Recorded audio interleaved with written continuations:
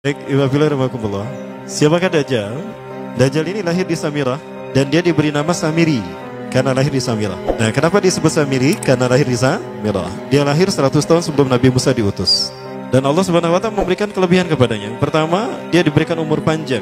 Ya, yang zara umruh ila yamsah, ila akhir zaman. Ya, dia ditangguhkan ajalnya sampai akhir zaman. Yang kedua, dia memiliki kecerdasan di atas akal jenius rata-rata umat manusia. Jadi sejenius apapun umat manusia yang normal, dia 60 tahun di atasnya. Sehingga penemuan-penemuannya, kecanggihan berpikirnya, kedewasaannya jauh di atas manusia. Rata-rata manusia normal. Yang ketiga, dia memiliki kemampuan sihir yang luar biasa. Apapun sihir yang selama ini kita saksikan, tidak ada yang mampu mengalahkan sihir dia. Sehingga saking luar biasa sihir yang dia miliki, seolah-olah orang mengenalnya selevel dengan Tuhan. Karena apapun yang semestinya menjadi perbuatan Tuhan, Dajjal bisa melakukannya. Nah, inilah saking hebatnya sihir Dajjal. Nah, nasab kelahirannya adalah nasab yang aneh para Allah. Dia lahir dari termasuk Bani Israel. Bani Israel ini keturunan Nabi Yakub. Yakub itu gelarnya Israel. Keturunannya disebut Bani Israel. Dari Yehuda. Yehuda ini adalah anak laki-laki dari istri pertama Nabi Yakub alaihissalam. Nabi Yakub istrinya 4. Yang pertama bernama Ya'la. Dari Ya'la ini melahirkan 6 orang. Salah satunya bernama Yehuda dan Lewi. Lewi melahirkan Nabi Musa alaihissalam. Yehuda melahirkan bangsa yang kita kenal Yahudi. Salah satunya Yehuda ini melahirkan generasi yang pada akhirnya melahirkan Samiri. Ya, kalau Rahil istri yang kedua, dan ini istri yang paling dicintai oleh Nabi Yakub, melahirkan 2 anak, Bunyamin dan Nabi Yusuf. Nabi Yusuf dan Bunyamin. Yang lainnya juga sama melahirkan 2 anak. Kahit dari Ya'la melahirkan 2 anak, Dam dan Naftali. Ya. Anak tertua dari Nabi Yakub dari istri pertama bernama Raubin. Nah, dari Yehuda inilah lahir Samiri. Nah, ayah dan ibunya, kakek dan nenek Samiri ini adalah para penyembah berhala. Karena Samirah saat itu terkenal penyembah berhala. Ayahnya ini lahir dari proses perzinahan adik dan kakak, incest. Adik dan kakak berzina, lahir ayahnya. Adik dan kakak berzina, lahir ibunya. Jadi ayah dan ibunya ini lahir dari proses yang haram. Dan ketika ibunya menstruasi, disetubuhi sama ayahnya. Jadi itu peluangnya dari 2000 persetubuhan dalam keadaan menstruasi, 1 bisa jadi. Karena menurut penelitian medis juga, bahwa darah kotor tidak menghalangi terjadinya fertilisasi, tidak menghalangi terjadinya reproduksi manusia.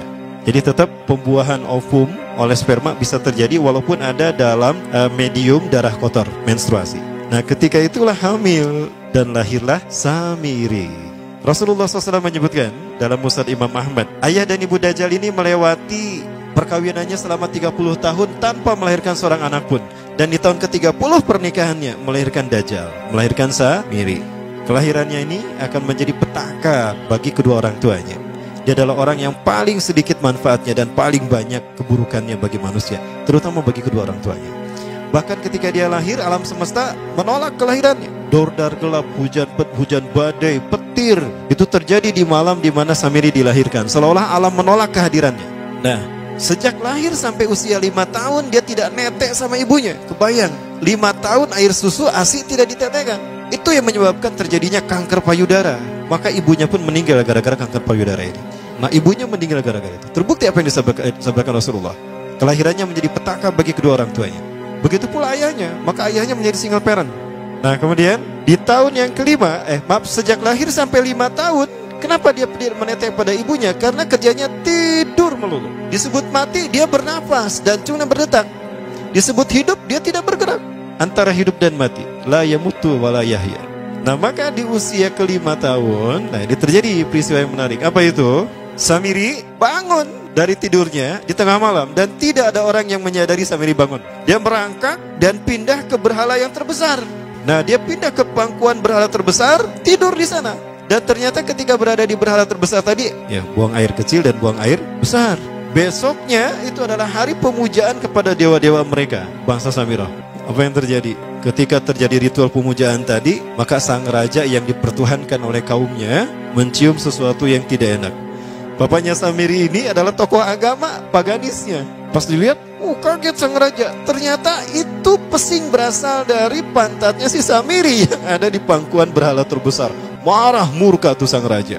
Itu anak kamu, kenapa ada di situ? Kurang ajar kamu, ya telah menghina Tuhan kita. Kenapa kamu pindahkan anak kamu ke situ? Oh tidak Tuhan, saya tidak memindahkannya. Bagaimana saya bisa menghina Tuhan saya? Lalu siapa yang memindahkannya? Kan dia lumpuh. Nah, sekali lagi, kehadirannya menjadi petaka bagi kedua orang tuanya. Akhirnya raja marah dan ayahnya dipenjara. Selama ayahnya tidak bisa membuktikan penghinaan tadi, maka ayahnya dihukum mati. Pada akhirnya ayahnya pun dihukum mati. Ya, sedikit manfaat bagi kedua orang tuanya. Maka kemudian dia hidup pelihara oleh sang raja. Dan pas di usia dia 5 tahun itu, Allah menimpakan murkanya kepada bangsa Samirah yang sudah kelewat batas, maksiat, dan sudah tidak ada toleransi dari Allah untuk mereka hidup di bumi. Maka Allah perintahkan mereka Jibril menghabisi mereka. Maka bangsa Samirah ini pun diratakan. Si Samiri karena masih balita, ya Allah selamatkan dia lewat malaikat Jibril.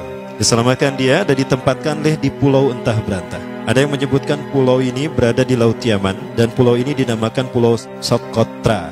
Pulau Socotra ini adalah pulau yang berada di ujung Jazirah Arab. Nah, ini Pulau Socotra. Ini pulau tempat di mana Dajjal atau Samiri dibesarkan sejak 5 tahun sampai usia 100 tahun. Ya, dari usia 5 sampai 100 tahun dia tinggal di Pulau Socotra ini. Nah, Pulau Socotra ini adalah pulau yang berada di kawasan Yaman. Pulau yang memiliki banyak keunikan luar biasa. UNESCO sempat ingin menjadikannya keajaiban yang ke-8. Kan ada 7 keajaiban dunia ya. Yang ke-8-nya tadinya ini. Namun karena dia terkait dengan Samiri Dajjal, maka banyak negara yang menentangnya, terutama negara-negara yang menjadi pengikut Dajjal.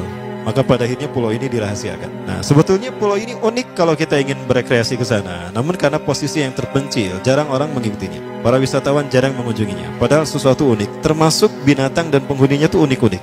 Pohonnya unik. Dunia menyebutnya pulau ini dengan pulau julukan dari pulau alien hingga pulau neraka. Ada juga yang menyebutkan The Jekyll Island. Pulau Jekyll Island itu bahasa barat, kalau bahasa kitanya Pulau Dajjal. Ya, sama dengan Pulau Sedir ya. Itu juga The Jekyll Island. Nah, Pulau Socotra kaya dengan flora dan fauna yang unik hingga saat ini belum ditemukan di tempat lain. Jadi tidak ada flora dan fauna yang ada di pulau ini yang ada di pulau lain di seluruh dunia. Hanya ada di pulau ini. Makanya di pulau inilah Allah ciptakan satu binatang yang unik juga, yang disebut dengan jasasa. Jasasa, binatang jasasa itu artinya mata-mata. Tajassa yatajassu tajassusan wa jasasatan, artinya pemata-mata, spy. Binatang ini bertumbuh besar, tahmatun kabirah tughatti jismaha asy-sya'r hatta la nastati' an nafariqa ayna wajhu wa ayna dubru. Tubuhnya besar, dipenuhi dengan bulu, sehingga saking penuhnya bulu kita tidak bisa membedakan mana dubur mana wajah. Yang menghadap itulah wajah. Baik, karena itu pulau ini pernah dilesarkan sebagai salah satu dari 7 keajaiban dunia yang baru ya. Nah baik, ini contohnya nih, saya perlihatkan keajaiban dan keunikan. Ini adalah padang pasir di Pulau Socotra. Ini burung, salah satu jenis burung yang bisa kita jumpai di Socotra. Dan ini kepiting unik, kepiting Pulau Socotra. Aneh ya, kepitingnya seperti itu. Ini laba-laba langka di Socotra, mirip tarantula. Dan ini pohon darah naga yang ada di Pulau Socotra juga. Nah, ini salah satu jenis pohon Dorstenia Socotra. Dan ini juga pohon yang lain, pohon Dendrosisaios Socotra. Ya saya sebutkan lagi ya. Nah, ketika di pulau itu sebelum bertemu dengan Nabi Musa, Samiri di pulau itu yang hanya tinggal dengan seekor binatang jasasa. Binatang jasasa ini memberikan beberapa hal kepada si Samiri ya. Allah Azza wa Jalla menciptakan binatang berbicara yang bernama jasasa. Dia di mana lahirnya, ajalnya, matinya sama dengan ajal Dajjal.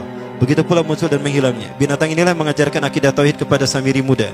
Pelajaran ini kononnya ditulis oleh Jibril alaihissalam dalam bentuk panel-panel atau prasasti. Isi prasastinya panel 1. Yang ditulisnya malaikat Jibril, panel 1 itu berisi kalimat la ilaha illallah, tidak ada Tuhan selain Allah. Ini dijelaskan oleh binatang jasasa. Yang kedua, panel kedua berkata Allahu wahid la syarikalah. Allah Maha Esa, tidak ada sekutu bagi Allah. Itu dijelaskan juga oleh binatang jasasa ini. Nah, binatang jasasa ini sekali lagi dia bertubuh besar. Kategorinya adalah kelasnya itu mamalia, genusnya mamalia. Cuma saya tidak tahu nama spesiesnya apa. Pada tahun 2017, akhir dari bulan Agustus di Filipina ditemukan binatang seperti ini. Ciri-ciri binatang ini nyaris sempurna seperti ciri-ciri binatang jasasa yang disebutkan Rasulullah terkait dengan binatang yang memata-matai Dajjal. Tubuhnya penuh dengan bulu. Ini disebutkan dalam surat An-Naml ayat ke-82. Ya, binatang ini seperti ini dan dia tidak pernah jauh dari laut karena dia selalu ingin membasahi tubuhnya dan dia pun makan dari makanan ikan laut. Maka dia tidak pernah jauh dari pantai.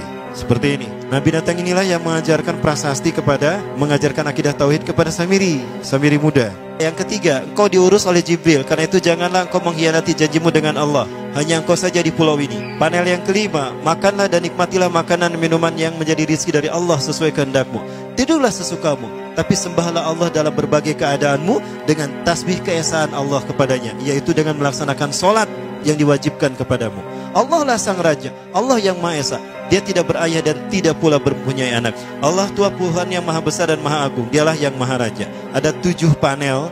Panel yang ke-7 bercerita tentang Nabi Muhammad. Panel yang ke-6 itu bercerita tentang nabi-nabi. Dan khusus panel yang ke-7 cerita tentang Nabi Muhammad. Jadi Dajjal sudah tahu, Samiri sudah tahu bahwa akan diutus Nabi Muhammad di akhir zaman.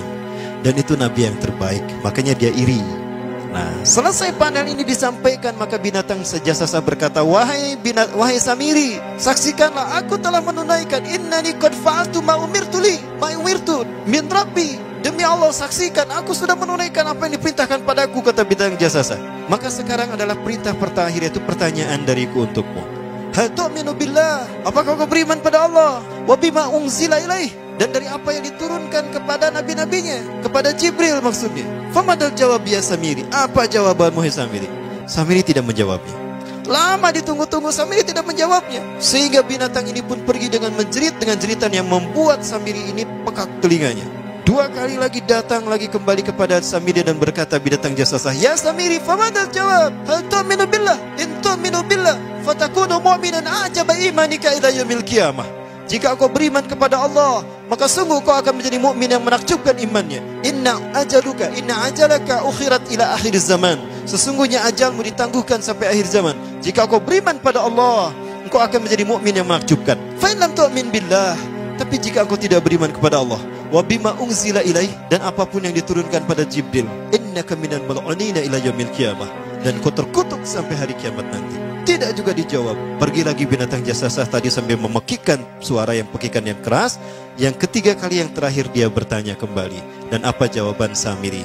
Hei jasasa binatang buruk rupa, lihat di pulau ini tidak ada siapapun kecuali engkau dan aku. Dan yakinilah kalau panel ini bukan tentang Allah yang di langit sana, tapi yang disebut Allah itu saya. Hei jasasa, akulah Allah itu. Oh, dia menjerit dengan jeritan yang makin keras.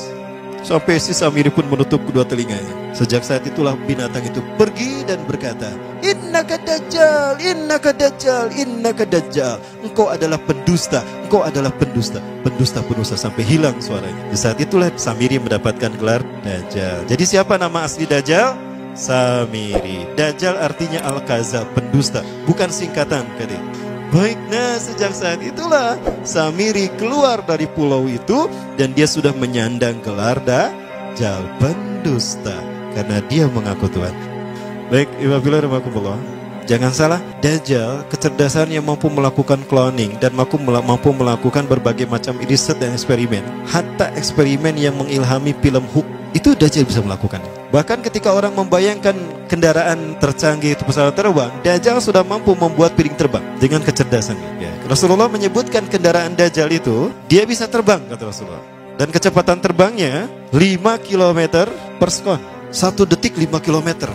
Hanya dengan berkedip-kedip dia berkeliling dunia. Ya. Kecepatan ini diambil dari hadis Rasulullah. Berapa kecepatannya Rasulullah ketika dia terbang di muka bumi? Ya, kendaraan yang dia gunakan itu kecepatan terbangnya seperti awan yang ditiup angin, kata Rasulullah. Dan awan rata-rata ditiup angin itu 5 km per sekon. Dan jarak dari satu telinga ke telinganya, artinya setengah diameter atau diameter kepalanya, keledai yang dia gunakan, Rasul menyebutnya keledai, itu arba'una zira, 40 hasta, 27 meter.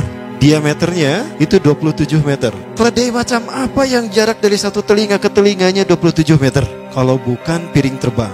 Ini bisa 24 meter kan? 27 meter. Bisa tidak? Bisa. Dan kecepatannya pun sama. Dan pernah meninggalkan jejak Cop Circle di Yogyakarta. Nah, Cop Circle itu adalah jejak UFO yang menjadi isyarat instruksi bagi para pelaku konspirasi dunia. Siapa? Para kalangan Illuminati.